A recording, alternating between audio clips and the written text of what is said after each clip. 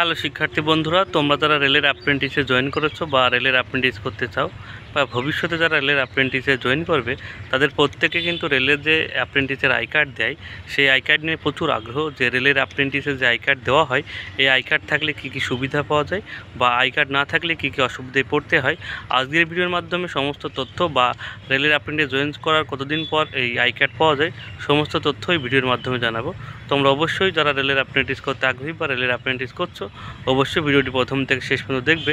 তাহলে রেলের আই কার্ডের যে রেলের অ্যাপ্রেন্টিসের যে আই কার্ড সম্পর্কে সমস্ত তথ্য তোমরা কিন্তু পেয়ে যাবে, ঠিক আছে। তবে ভিডিওটি শুরু করার কাজে সবাই একটাই অনুরোধ, আমার চ্যানেলে কিন্তু রেলের অ্যাপ্রেন্টিস সম্পর্কে সমস্ত তথ্যই দেওয়া হয়। তোমরা যারা নতুন অ্যাপ্রেন্টিস করতে চাও বা রেলের অ্যাপ্রেন্টিসে বিভিন্ন জিজ্ঞাসা তোমাদের থাকে, তারা অবশ্যই ডিসক্রিপশন বক্সে যে হোয়াটসঅ্যাপের লিঙ্ক দেওয়া থাকবে সেখানেও সবাই জয়েন করতে পারো, ঠিক আছে। তোমরা স্ক্রিনের ওপর আমার আই কার্ডটি কিন্তু দেখতে পাচ্ছ, ঠিক আছে। তোমাদের প্রথম কোশ্চেন হলো যে আই কার্ডটি জয়েন হওয়ার কতদিন পর পাওয়া যায়, ঠিক আছে। আমি বলে দিই, এই আই কার্ডটি প্রথম তুমি জয়েন হবে, জয়েন হওয়ার পর তোমার কিন্তু 1 মাস বা 1.5 মাস পরে তোমার কিন্তু প্রথম পেমেন্টটা ঢুকবে। তোমার প্রথম পেমেন্ট ঢোকার পরেই কিন্তু একটা কিন্তু নাম্বার কিন্তু আসে, পেমেন্টের একটা নাম্বার আসে। সেই নাম্বারে আসার পরেই কিন্তু তোমার এই আই কার্ডটা কিন্তু তোমার নামে ইস্যু হবে এবং অফিস থেকে এই আই কার্ডটি তোমাকে কিন্তু বানিয়ে দেবে, ঠিক আছে। এবার বলি এই আই কার্ডটি বানাতে কত টাকা লাগে। দেখো, এই আই কার্ডটি বানাতে আমার কিন্তু অফিস থেকে 150 টাকা নিয়েছিল। এটা কিন্তু এক এক অফিসে এক এক রকম টাকা লাগে, ঠিক আছে। আমি বলতে পারবো না যে 150 টাকায় লাগবে বা 100 টাকায় লাগবে, এক এক অফিসে এক এক রকম টাকা নেই। তবে এটা তুমি যদি মনে করো তুমি নিজে বানিয়ে নেবে, তাও নিতে পারবে, যে কোনো একটা সাইবার ক্যাফে গিয়ে, ঠিক আছে। তাদের কাছে সব ডিটেলস দিলে পেমেন্ট পর তারা কিন্তু বানিয়ে দেবে, ঠিক আছে। তবে সচরাচর সবাইকে কিন্তু অফিস থেকেই বানিয়ে দেয়, ঠিক আছে। এবারে একটা কথা হলো যে অ্যাপ্রেন্টিসের যে ছবিটা দেখতে পাচ্ছ, এই যে ছবিটা, অনেকেই বলে দাদা আমি জয়েনিং হওয়ার যে ছবিটা দিয়েছিলাম সেই ছবিটাই কি আমার আই কার্ডে দিতে হবে? সেই ছবিটা তো আমার কাছে নেই, যদি না থাকে তাহলে কি আমার কোনো সমস্যা হবে? দেখো, এই যে ছবিটা দেখতে পাচ্ছ, এই ছবিটা কিন্তু আমি জয়েনিং হওয়ার সময় যে ছবি দিয়েছিলাম সেই ছবি না, এটা কিন্তু অন্য একটা ছবি দিয়ে আমার আই কার্ডটা বানানো, ঠিক আছে।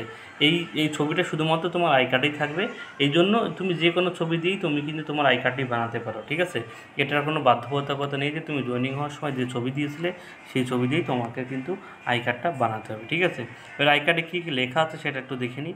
দেখতে পাচ্ছ এখানে কিন্তু আই কার্ড নাম্বারটা লেখা আছে এবং ডেট অফ ইস্যু এবং কবে এই আই কার্ডটা ইস্যু হয়েছে সেটা কিন্তু এখানে লেখা আছে। দেখতে পাচ্ছ এটা কিন্তু অক্টোবরে, দেখতে পাচ্ছ অক্টোবরের 29 তারিখে কিন্তু আমার এটা ইস্যু হয়েছে। আমি কিন্তু আমার জয়েনিং হয়েছিল কিন্তু সেপ্টেম্বরে, ঠিক আছে। দেখতে পাচ্ছ কি মিনিমাম 2 মাস কিন্তু সময় লেগে গেছে, দেখতে পাচ্ছ তোমরা। এখানে দেখতে পাচ্ছ আমার নাম দেখাচ্ছে এবং আবার ডেজিগনেশন দেখতে পাচ্ছ একটা অ্যাপ্রেন্টিস দেখাচ্ছে, ঠিক আছে। এবং ডিপার্টমেন্ট, আমি কোন ডিপার্টমেন্টে অ্যাপ্রেন্টিস করছি সেটা লেখা আছে। দেখতে পাচ্ছ আমি কিন্তু ইঞ্জিনিয়ারিং ডিপার্টমেন্টে অ্যাপ্রেন্টিস করছি, এখানে লেখা আছে। এবং ইঞ্জিনিয়ারিং লেখার পাশে কিন্তু আমার অফিসের ঠিকানা কিন্তু এটা লেখা আছে, ঠিক আছে। আমাদের অফিসের ঠিকানা কিন্তু এটা লেখা আছে। তোমাদেরও তোমাকে ওয়ার্কশপে করো, সেই অফিসের ঠিকানাও কিন্তু এরকম লেখা থাকবে। এবং এখানে দেখতে পাচ্ছ আমার সাইনটা কিন্তু করা আছে, ঠিক আছে। এবং নিচেই তার পাশে দেখতে পাচ্ছ এখানে কিন্তু এসএসসি লেখা আছে, অর্থাৎ আমাদের অফিসের যে ইনচার্জ তার সাইন কিন্তু এখানে করা আছে, ঠিক আছে। এসএসসি মানে কি, প্রত্যেক অফিসে কিন্তু একজন করে ইনচার্জ থাকে, তাকে কিন্তু এসএসসি বলে। এই এসএসসির ফুল ফর্ম হলো সিনিয়র সেক্টর ইঞ্জিনিয়ার, ঠিক আছে। প্রত্যেক অফিসে কিন্তু একজন ইনচার্জ থাকে, তাকে কিন্তু এসএসসি বলে। তোমরা যারা জয়েনিং হয়েছে তারা অবশ্যই ব্যাপারটা জানো এবং তোমরা যারা নতুন জয়েনিং হবে তারা জয়েনিং করার পর তোমরা কিন্তু বুঝতে পারবে, ঠিক আছে। এবার দেখে নিই পিছন দিকে কি লেখা থাকে, ঠিক আছে। দেখতে পাচ্ছ পিছন দিকে আমার অ্যাড্রেস, অর্থাৎ আমি যে ঠিকানায় বসবাস করি সেই ঠিকানাটা লেখা আছে এবং আমার ব্লাড গ্রুপটা লেখা আছে এবং আমার ফোন নাম্বারটা লেখা আছে এবং আমার আইডেন্টি মার্ক লেখা আছে, অর্থাৎ আমার কোথায় কী দাগ আছে সেটা লেখা আছে এবং আমার আধার কার্ড নাম্বার, আমার প্যান কার্ড নাম্বার, আমার ডেট অফ বার্থ এখানে লেখা আছে এবং ভ্যালিড আপ টু, অর্থাৎ আমার যে অ্যাপ্রেন্টিসের 1 বছরের কোর্স সেটা কিন্তু 1 বছরের ডেট কিন্তু এখানে দেওয়া আছে। দেখতে পাচ্ছ আমার সেপ্টেম্বরে 12 তারিখে জয়েনিং হয়েছিল এবং লাস্ট ডেট দেখতে পাচ্ছ সেপ্টেম্বরে 11 তারিখ, সেটা কিন্তু এখানে লেখা আছে, ঠিক আছে। এবং এই আই কার্ড সম্পর্কে কিন্তু ইনস্ট্রাকশন কিন্তু এখানে দেওয়া আছে, ঠিক আছে।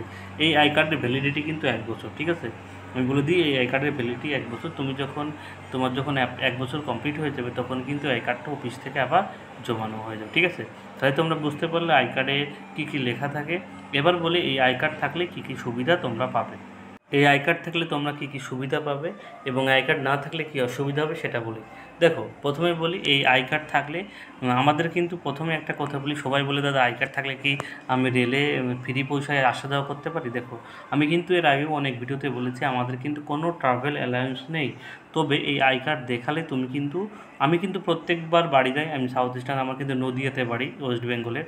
আমি কিন্তু প্রত্যেকবার বাড়িতে যাই কিন্তু এই আই কার্ড দেখিয়েই চলে যাই। আমার কিন্তু কোনো টিটি আজ অবধি কোনো ফাইন ধরেনি, ঠিক আছে? আমি কিন্তু খড়গপুর থেকে হাওড়া যাই এক্সপ্রেস ট্রেনে, কোনো টিটি কোনো দিন ধরেনি। যখনই তো টিটি এসছে টিকিট চাইলে আমি বলেছি আমি রেলের স্টাফ, আমাকে কিন্তু আর কোনো কথা বলেনি। তবে একদিন আমার হাওড়া স্টেশনে এক টিটি ধরেছিল, সে কিন্তু আই কার্ড দেখতে চেয়েছিল, আমি আই কার্ডটা দেখানোর পর সে কিন্তু আর কোনো কথা বলেনি। তবে যদি কোনো টিটি মনে করে তোমাকে ফাইন ধরবে, সে কিন্তু তোমাকে ফাইন ধরতে পারে, ঠিক আছে? দ্বিতীয়ত, কোনো মেডিকেল ফেসিলিটিও কিন্তু এই আই কার্ড দেখিয়ে পাওয়া যায় না, ঠিক আছে?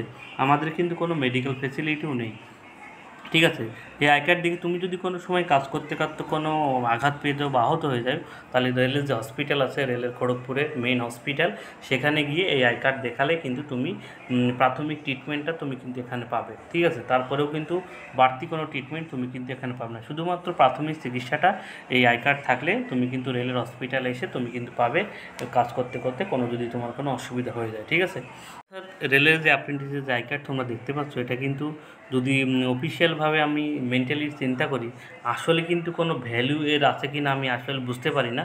তবে আই কার্ডটা থাকলে শুধুমাত্র এই মিনিমাম কাজটুকু তোমার হবে, ঠিক আছে? তার বেশি কিন্তু তুমি কোনো কিছুই পাবে না, কারণ তুমি পার্মানেন্ট স্টাফও নয়, ঠিক আছে? 1 বছর পরে তোমার কিন্তু আই কার্ডটা আবার ফেরত নিয়ে নেওয়া হবে এবং এই আই কার্ড তোমার কাছে কিন্তু আর থাকবে না, অর্থাৎ এর ভ্যালিডিটি শুধুমাত্র 1 বছর এবং সুযোগ সুবিধা পাওয়ার মধ্যে আমি যা বললাম তাই পাবে, আর কোনো বাড়তি সুযোগ সুবিধা কিন্তু তোমরা পাবে না, ঠিক আছে? এবং এই আই কার্ড সম্পর্কে তোমাদের যদি আর কোনো কোশ্চেন থেকে থাকে, তুমি অবশ্যই আমার কমেন্ট বক্সে জানিও, ঠিক আছে? আমি যতটুকু সম্ভব, আমি যতটুকু জানি ততটুকু অ্যান্সার তোমাকে দিয়ে দেবো। ভিডিওটি ভালো লাগলে অবশ্যই একটা লাইক কমেন্ট শেয়ার করো এবং চ্যানেলে নতুন ভিজিট হয়ে থাকলে অবশ্যই চ্যানেলটি সাবস্ক্রাইব করে দিও। সবাইকে শুভকামনা জানিয়ে ভিডিওটি শেষ করছি।